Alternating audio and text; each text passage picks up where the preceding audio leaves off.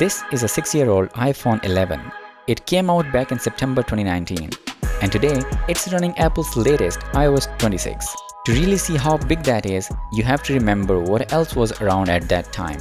The Pixel 4, Samsung's S10 series, those phones were big deals back then. The Pixel 4 stopped at Android 13, that was 3 years ago.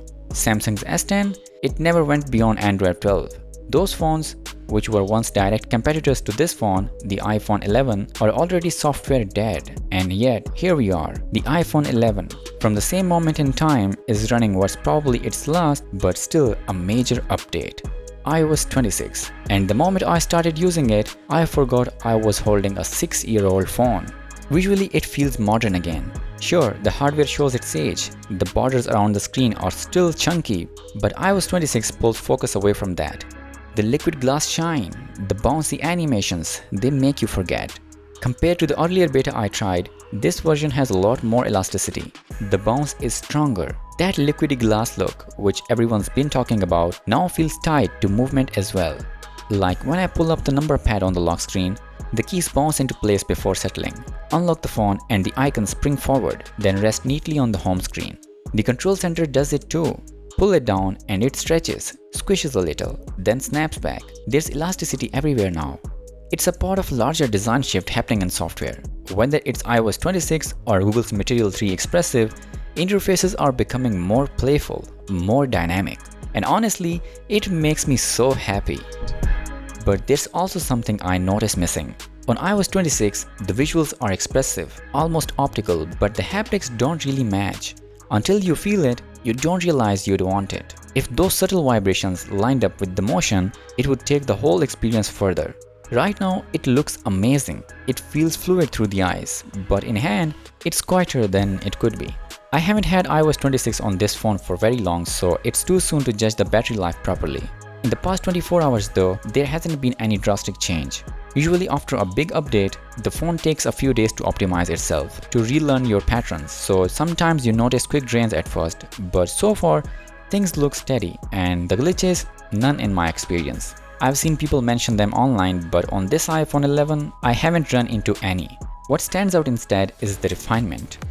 Everywhere I look, control centers, notifications, widgets, the home screen, even the settings app, there's been some kind of polish. Not just tiny tweaks, but whole drops of change. Take text selection in Notes. Now when I select something, a big bubble appears above my thumb. As I move it around, it feels alive, like it carries inertia, almost like Newton's second law in motion. It looks like a droplet of water shifting shape as it falls. This magnified bubble feels more deliberate, easier to read.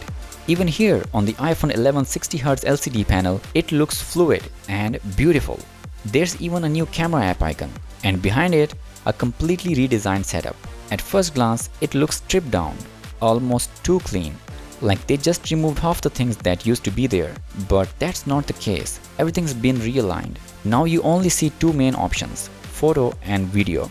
It keeps the interface simple, and if you want the other modes, you just hold on one of those options and the rest slide out beside it, tucked neatly into a capsule. The animation, the way it expands with that liquid glass effect, looks beautiful. At first, this new structure felt a little too minimalist, almost like something was missing.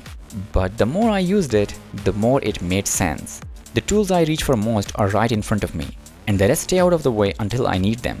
The home screen elements follow the same design shift. With the liquid glass and this clear theme, the interface feels as if it was made of glass that's been melted into shape. The downside is that with so little color, it can be harder to pick things out at a glance. But in a way, I take it as a positive. Less distraction, less temptation to get lost cycling through apps. Even the other two themes carry refinements. There's this subtle glow in the icons, with a silver lining around them. Whether you like it or not comes down to taste, but when you see the whole layout together, it gives off a very smooth, cohesive vibe.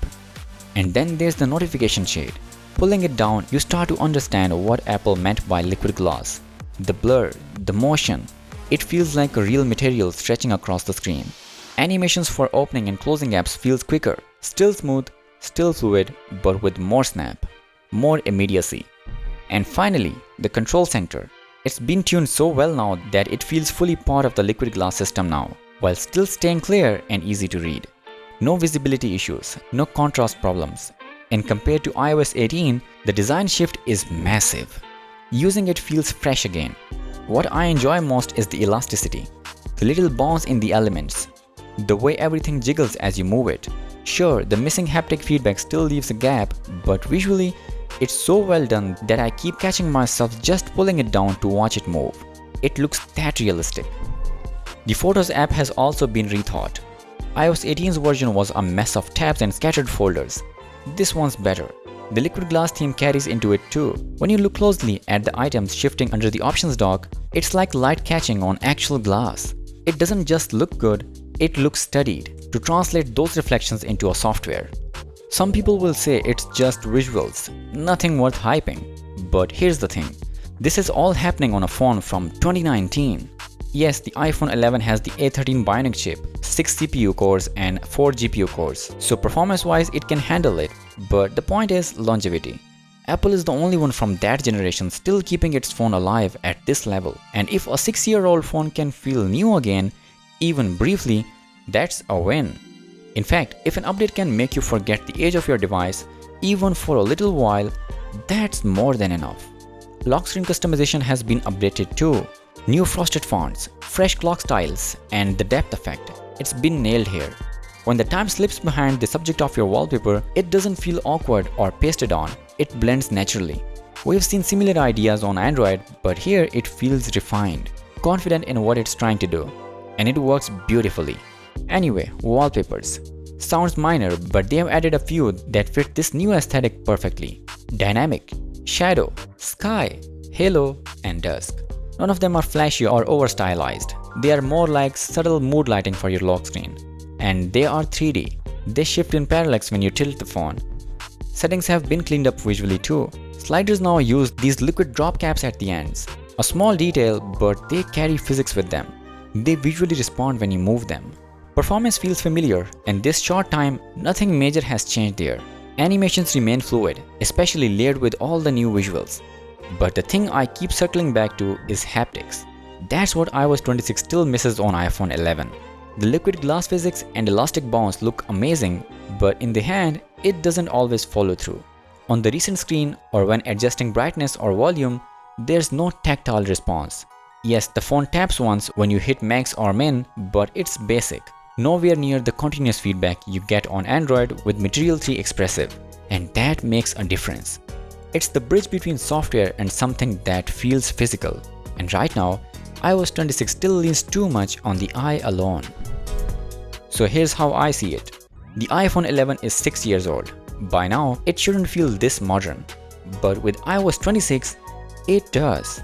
Apple's kept this phone alive in a way that makes it feel fresh again, not forgotten. And that matters. Because when a software update makes you pick up an old device and actually enjoy it like it's new, that's something rare. That's valuable. And for me, that's the real story here. My name is Mubashir Hamid and you're watching Haptic. If you want to see me again on your homepage, please do subscribe so you can see me again.